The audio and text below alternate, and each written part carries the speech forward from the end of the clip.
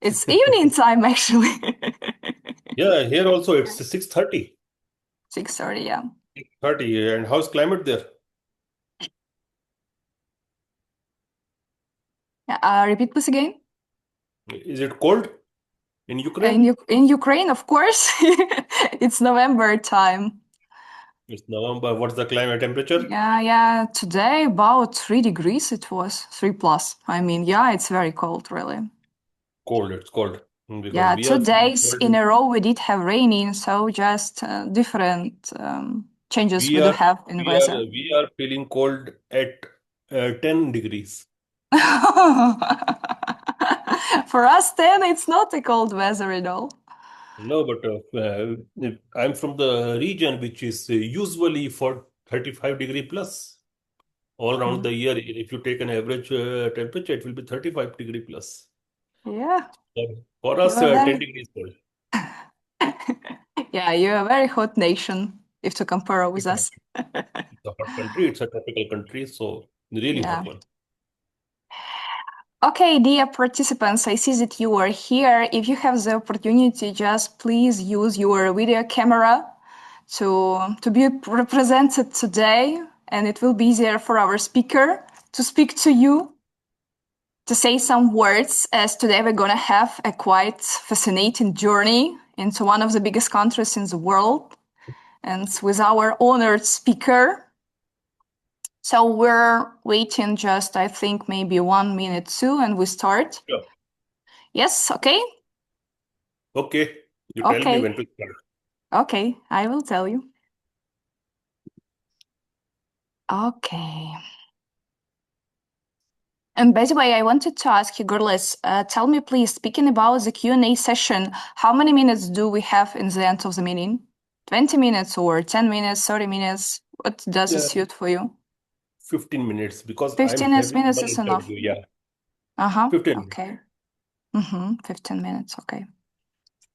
But if the participants, they do have questions during your speech, they can just jot it down in a chat, and then by the end of the meeting, we can read it out and Yeah, answer. sure, sure, sure, Yeah? sure, sure. It will be great. Great.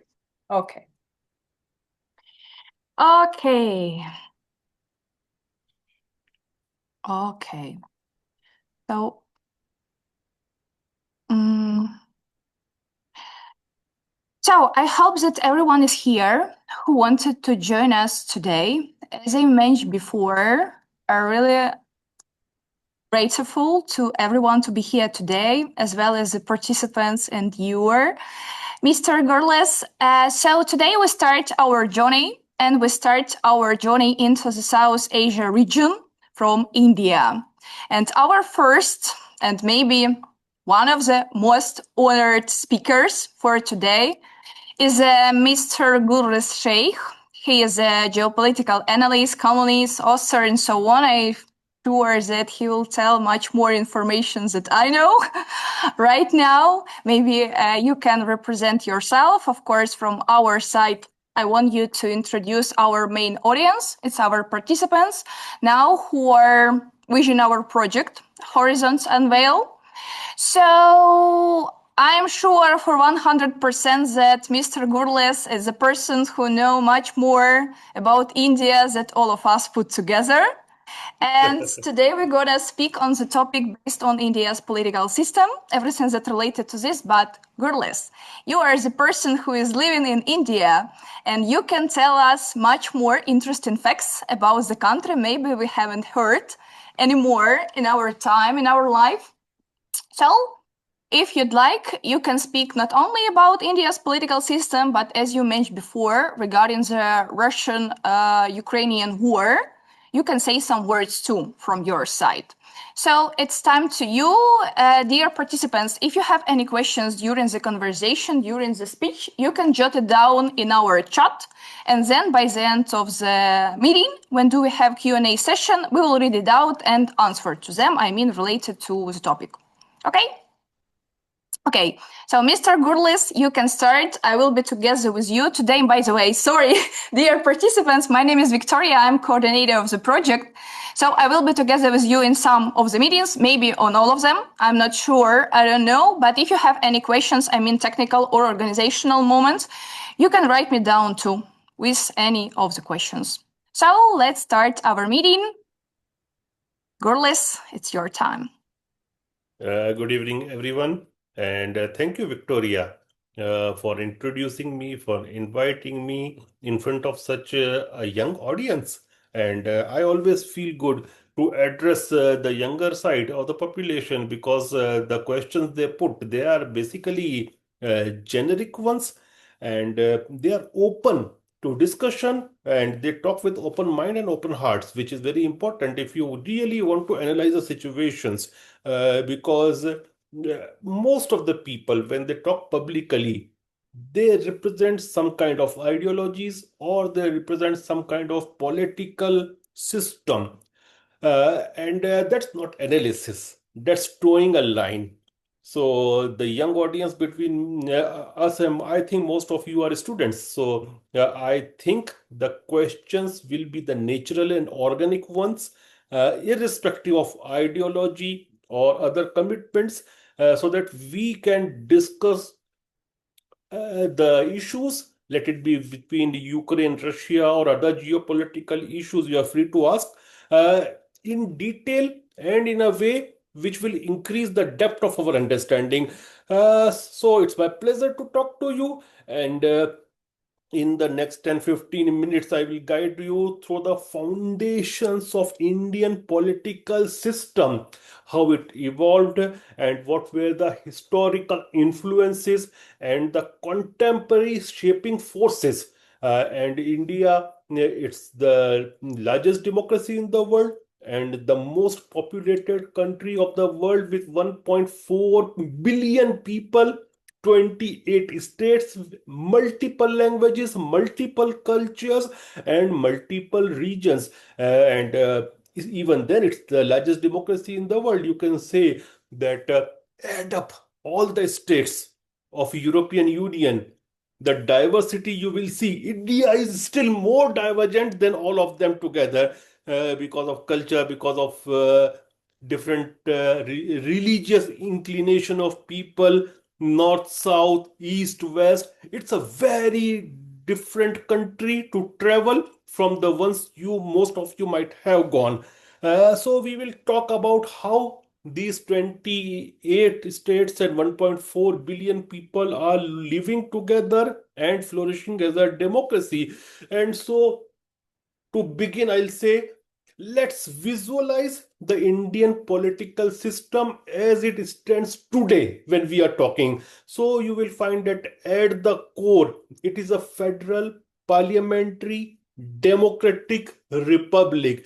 And the power structures you see in India are basically divided between the central government or union government, which sits in New Delhi, which is the national capital of India, and the state governments the power structure resides in the state capitals. Like in my case, the state is MP and the capital is Bhopal. So, and our if you look at our parliament, it's modeled after the British Westminster system, but it's uniquely Indian, and it comprises of two houses. The upper house is known as Lok Sabha. You can translate Lok Sabha in English as House of the People.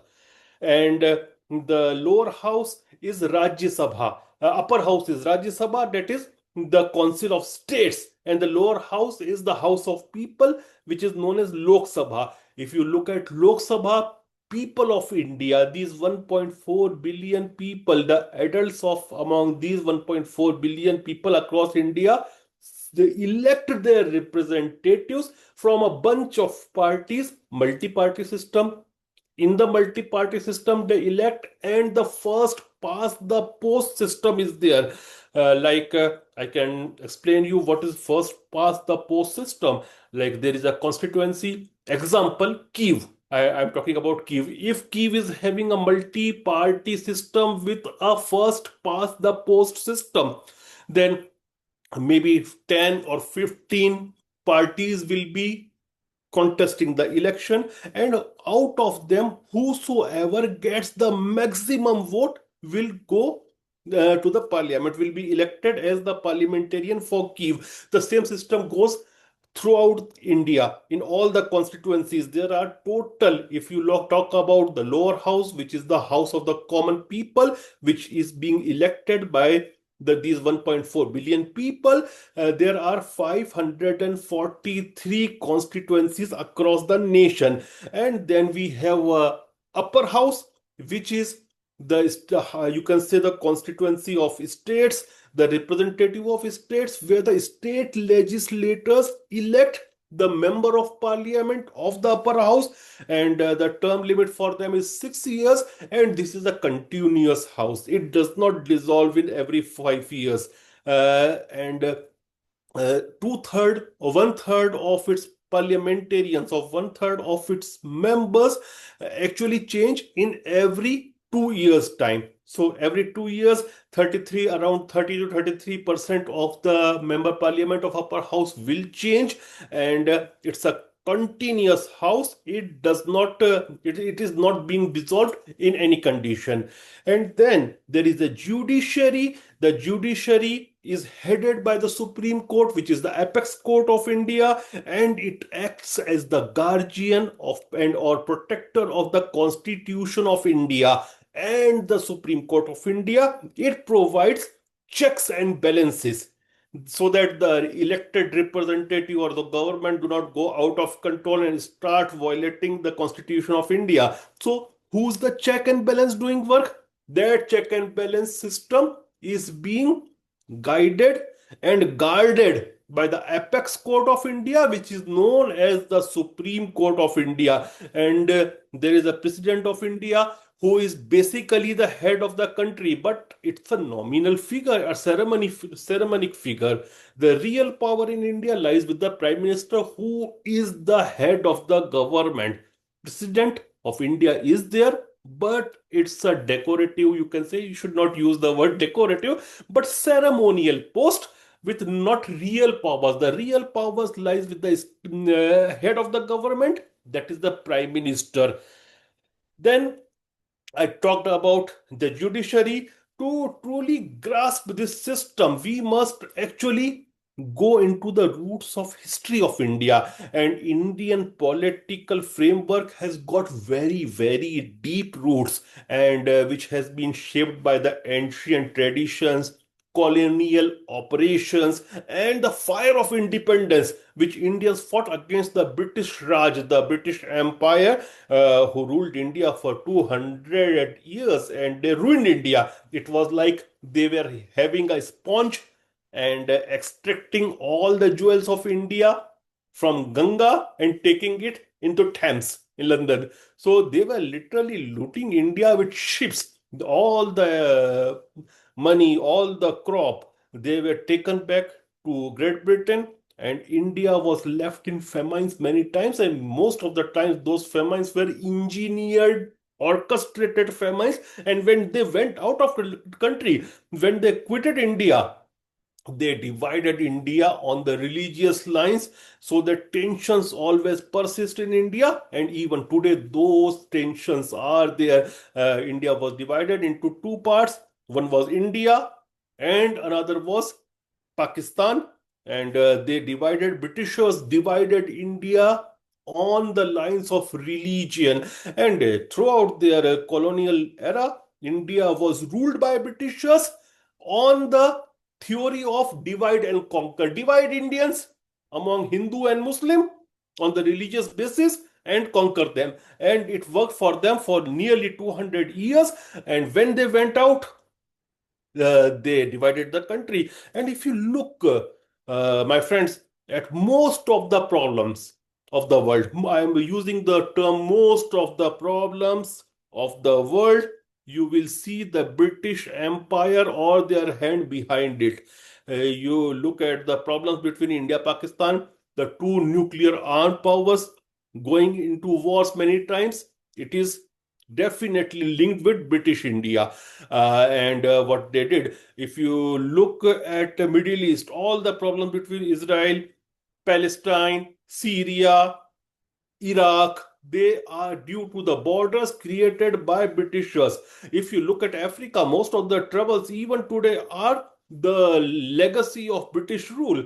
And anywhere in the world, if you see a border which is a straight line, then you should understand it was either British or French who created that border, because naturally these borders, like straight line borders, does not occur between the communities or races, because there is culture, there is economy, there is component of language. They actually bypassed all those things and created those straight lines for their own reasons, and they wanted the world to be divided so that they can rule, and still those tensions are there. Now, if you look at India, so I told you that India's political framework has very deep roots, and it was shaped by ancient traditions, colonial oppression, and the fire of independence. So let's start with the ancient influences. So India has a very rich legacy of governance, and it dates back to 1500 BCE, 1500 BC era.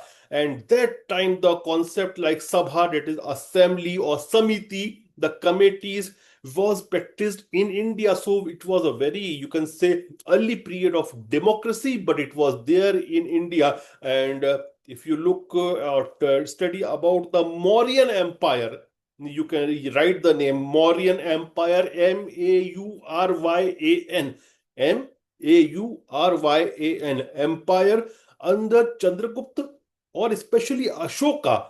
You will see that these people actually introduced administrative reforms. And if you talk about Ashoka, he championed non-violence and justice.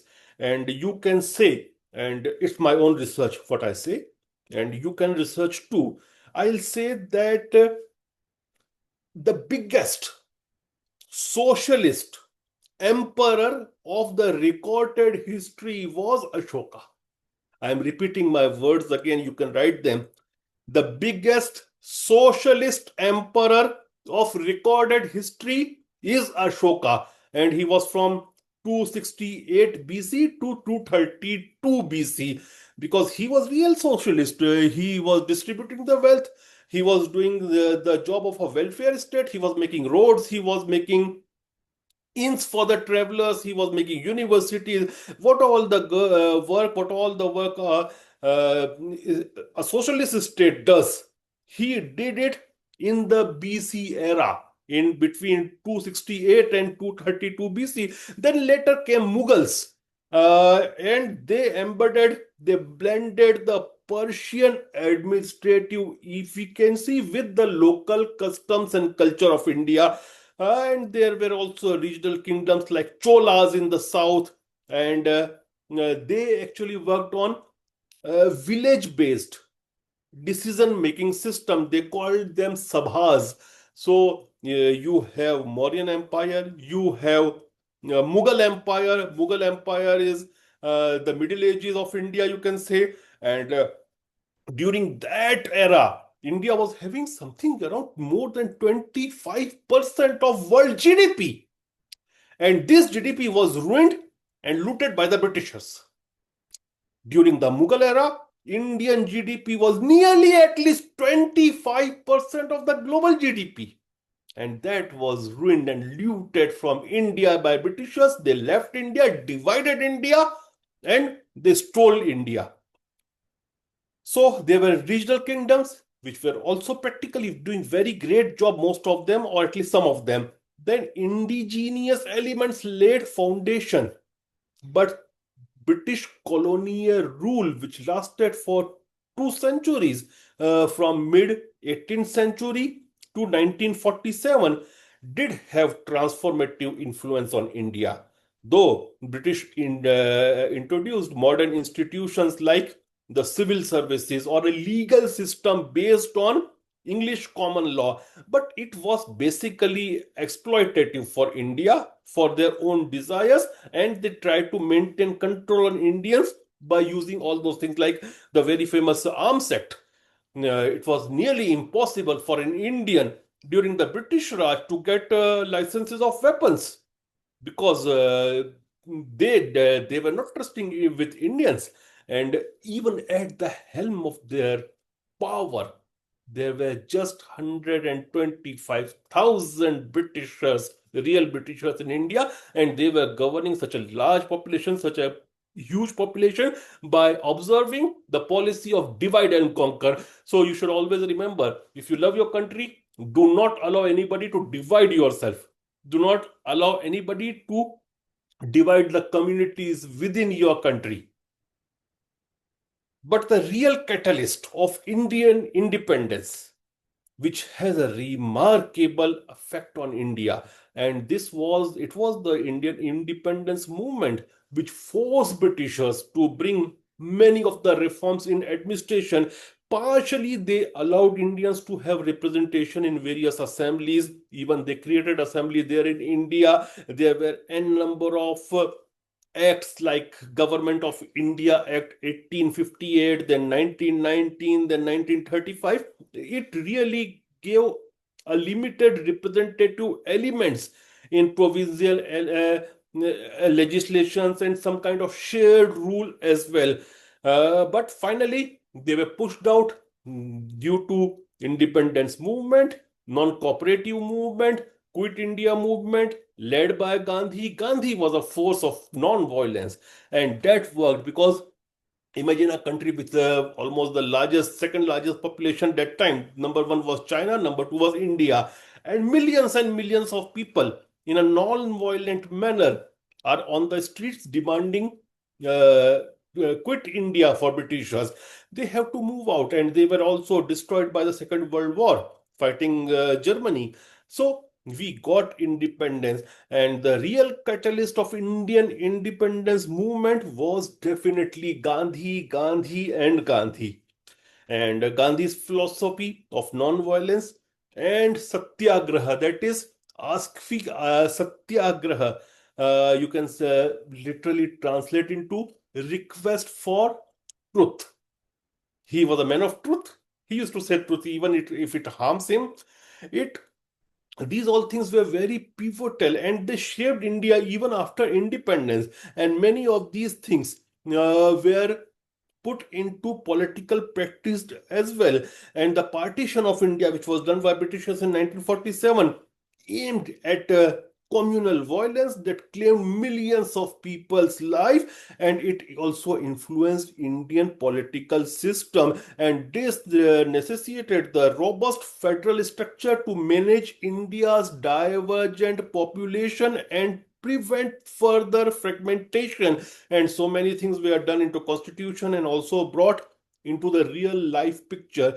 And then there were many challenges post independence India, like integration of the princely states. There were n number of princely states which were not part of India directly, so they had to be integrated.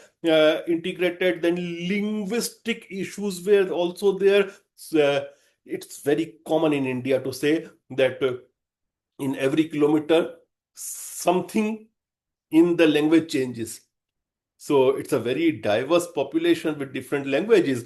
So all of them has to be taken care of. So those linguistic reorganization took place in 50s. Then internal emergency was put on Indians in 1975 under Indira Gandhi, and it actually tested the democratic resilience of our population. And she was stressed by the local people, and India once again became democratic after 18 months of harsh emergency powers which she put upon Indians, and locked up entire leadership who was opposing her under the jails. And many other things were done on the name of emergency which should have never been done, like forced uh, uh, family control of the people, especially males. So those things were also done. Those excesses were done in those 18 months of emergency. But India challenged that emergency act, and she has to call for new elections, and she lost the election. So India showed that India is a real democracy, irrespective of economy, irrespective of various other problems. India is a real democracy. And if you talk as we go for a transition to the present, we should examine the factors shaping India's political system in today's day and age. So, in the 21st century, Indian democracy is dynamic interplay of internal as well as external forces, making it both robust as well as more contested. And it started from 1991. That time there were real economic crisis in India, and India went for globalization and liberalization in 1991, and that has become deeply integrated into Indian economic system, and India also got integrated with the global economic system, and it all started from 1991.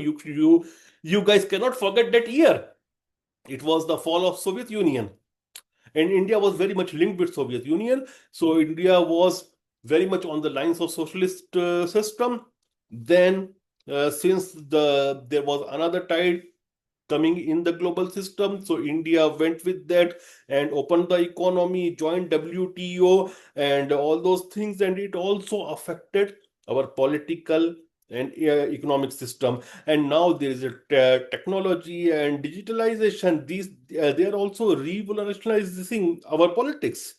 India is having 900 or even more than 900 million internet users, and social platforms like Twitter X, Facebook, WhatsApp, they have become crucial battleground of political discourse right now. And this has led to a significant influence on voter outcome. However, this also presents challenges. There are challenges of fake news, cyber threat, data privacy, and there are cases like Cambridge Analytica scandals. So, with all these systems and all the integration of technology, Indian democracy is moving ahead. There is also a demographic shift and social movement. They are also pivotal. India's youth, I will say India's youth bulge, compromising of comprising of about 65% of population under the age of 35. Imagine 65% population of India is under the age of 35, and these all people need jobs, education, and representation. So time to time there will be different movement, there are different movement, and government do address it.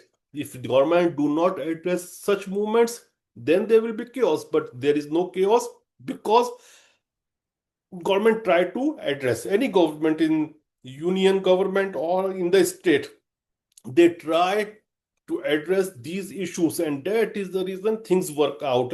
Then there are caste and regional identities which definitely have influence on politics.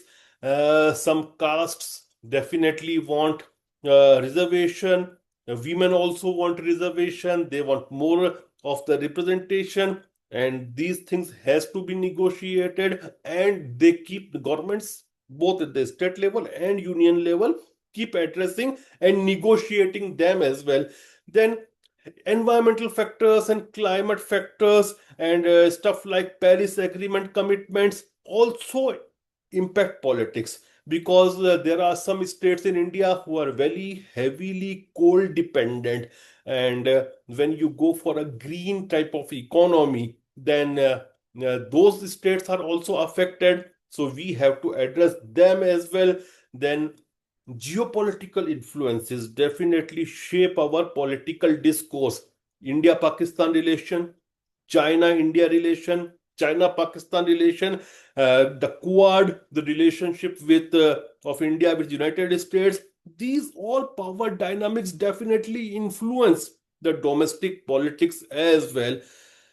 Then sometimes there are corruption scandals in some state or somewhere, and addressed through institutions like CBI, anti-corruption laws, and whenever there are such scandals, it definitely erode trust of people in democracy. But despite of all these things, India's political system remains really, I will say, resilient. Voter turnout goes above 67%, and it is higher than most of the democracies of the world. So I'll say that India is thriving, the democracy is working despite of economic challenges, the border challenges, the geopolitical challenges, because somewhere there is a lot of check and balances. And if you talk about any country, if there are check and balances, the country will survive. Otherwise, the problems will be there. And fortunately, thank God, India is surviving because there are checks and balances. Now coming to Ukraine, Russia. See, you may approve or you may not approve my point of view. Ever since this war started, I have been mentioning that this war should have never happened. And you are Slav people. Russians are Slav people. Slav people are killing the Slav people. Why? I don't know. You have to answer it. Lot of things are common between your culture and Russian culture. And actually, Russia started from Ukraine. Historically, if you will say, it was Ukraine, and then it began at Ukraine, and then it expanded to Russia. But geopolitical factors affect the thing, and so if you guys, you are young people, if you take the decisions, sovereign decision of your country yourself, things may change.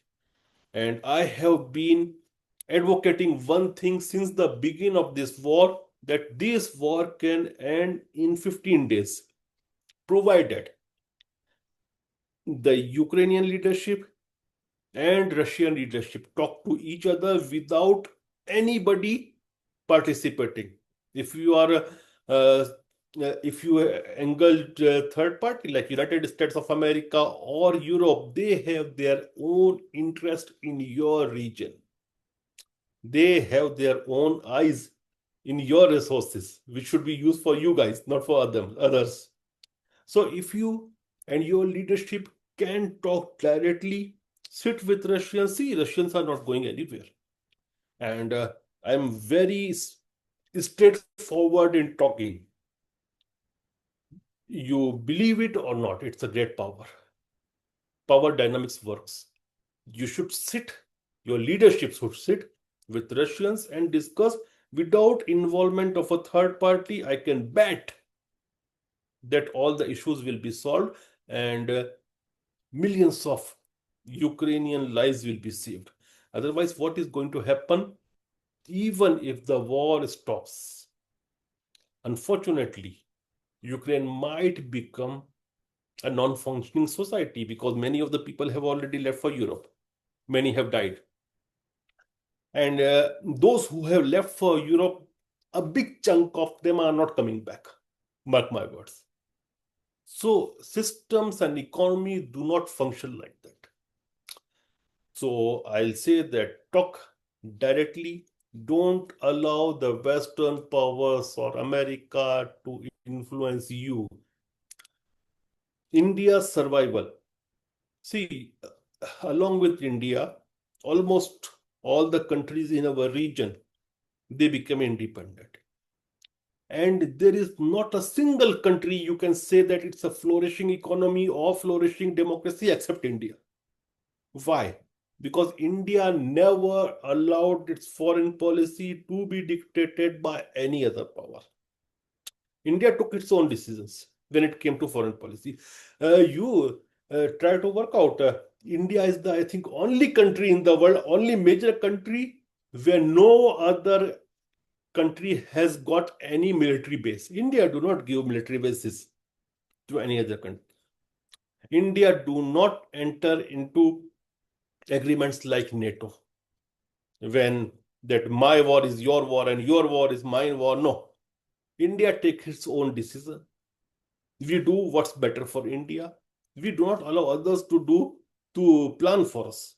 Take the example of India and save your country. Thank you.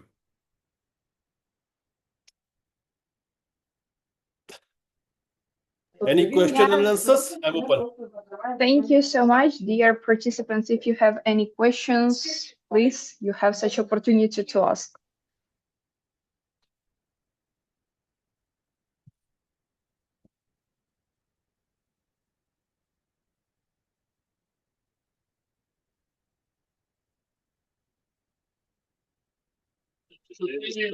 Can I speak?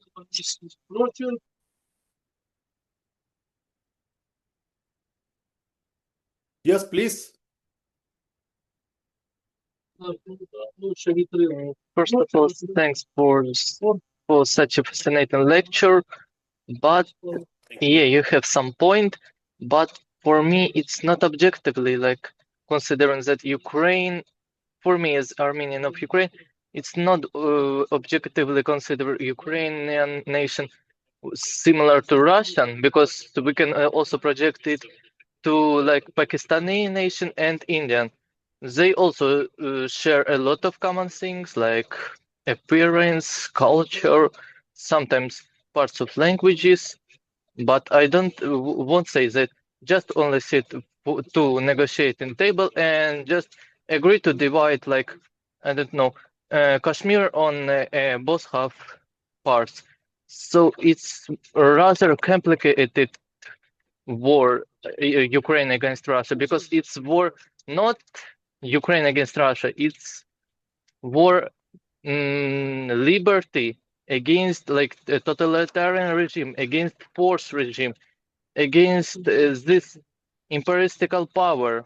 That's not only like West and East, not global North and global South. That's a little other. Thank you. Well, yeah, I'll say that as far as India and Pakistan are concerned, I wish that the two countries must be together, and India should be like the India which was pre 1947. That's what I desire. As far as the Ukraine is concerned, I'm not saying that you should join Russian Federation. What I'm saying, vis-a-vis Russia, you should take your decisions independently, free of NATO, free of US, free of Europe. And I say that you should talk directly, because whenever third parties are involved in, especially in this case, what we are seeing, we saw the Istanbul dialogues and everything. Why the Istanbul dialogues were punctured by Boris Johnson? Ask yourself. So many lives could have been saved. And ultimately, what Donald Trump is pressurizing Ukraine right now, uh, there is more loss, territorial loss, unfortunately, to Ukraine than it was in the Istanbul dialogues or Istanbul outcome. So, if you talk directly, it will be better for you. That's what I'm saying. I'm saying that take your the decisions independently, because see, I'm very open person, and whatever I write on social media as well. I'm not a great fan of Zelensky, but the day when he was in White House and the way he was treated by US President and Vice President, I tweeted, I wrote everywhere, I even spoke on those topics that this is not good. What Donald Trump did with Zelensky. You can't just treat a head of the state like that, and your vice president cannot treat the vice president of any country like that. But power works. So I am telling you that you should take your own decisions and talk. Things are, see, battles finally, even wars stop and things change when the two parties sit on table.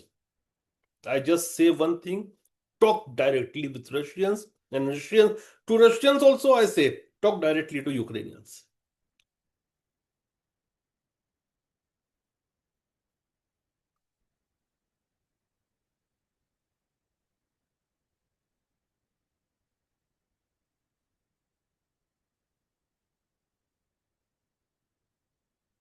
So any questions as I see, I want to ask if you have received the answer to your question.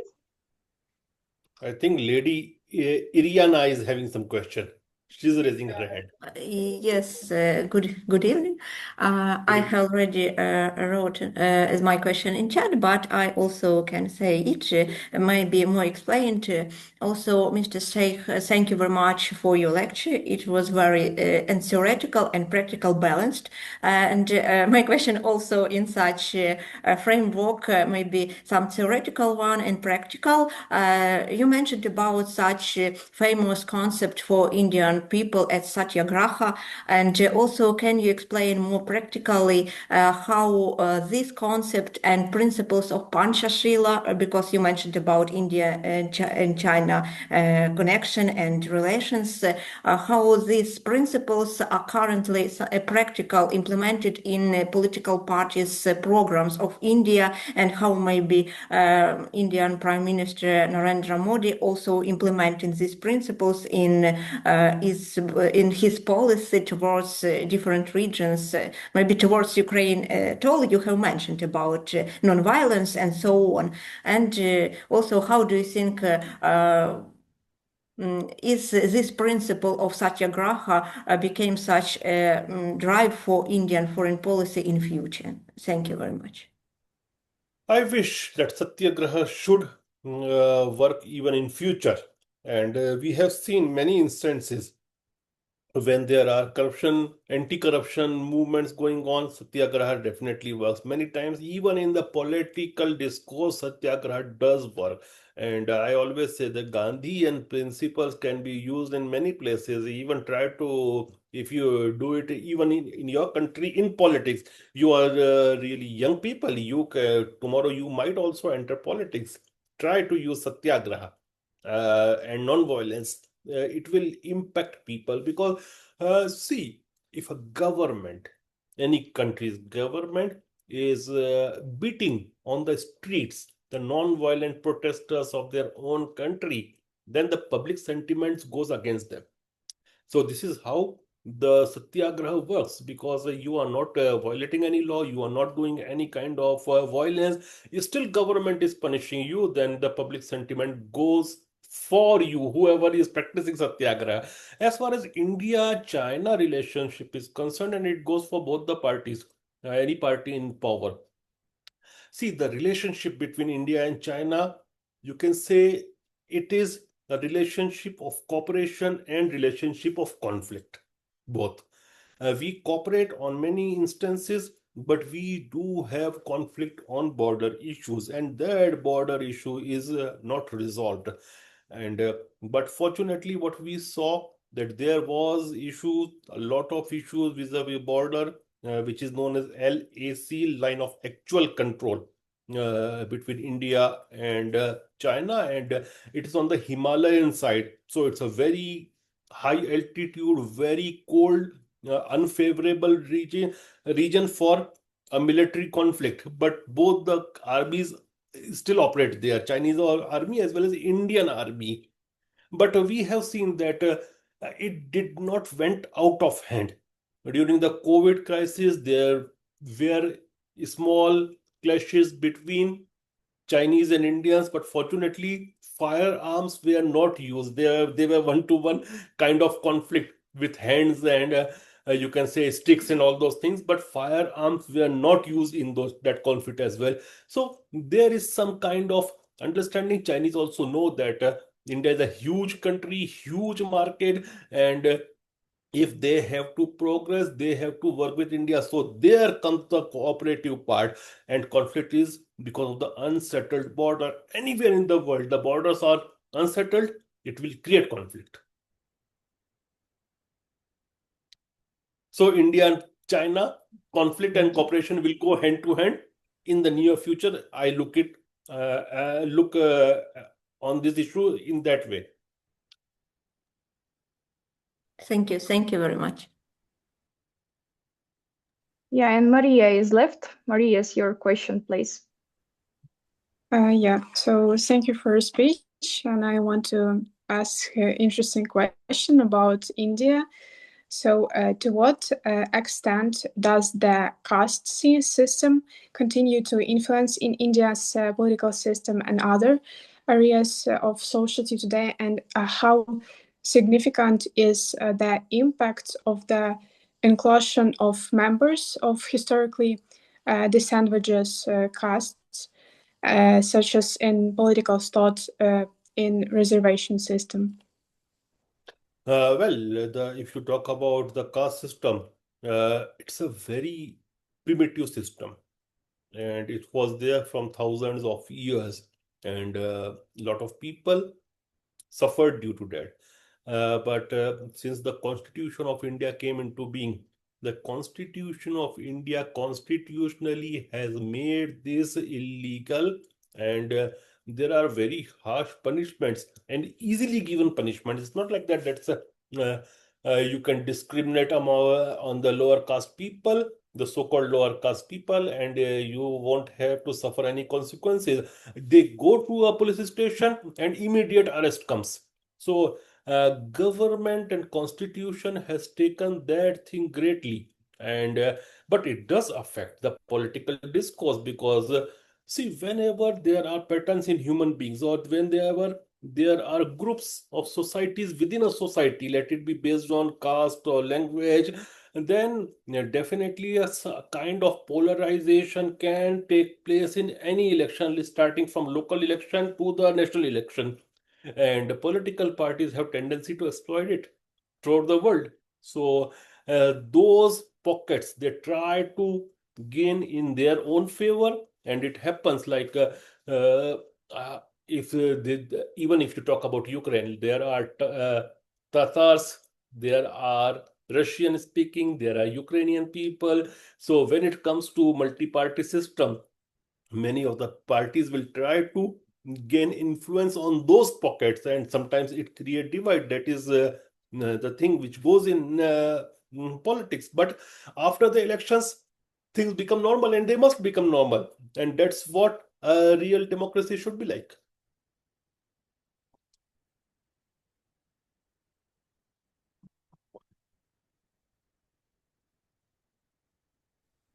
Can I ask the question also? I have also in the chat gave my X handle account, so you can ask me any time anything. So we still have some time or not? 3-4 minutes because I have an interview. Okay, thank you for the lecture. Can I ask you about your check and balances system? Is there any problem in that can affect your democracy? Maybe because I'm just a law student and I'm really interested in that. So I'm not getting your question. Can you repeat and a little bit loud? okay. So is there any problems in check and balances system in India? And that can affect democracy. What do you think?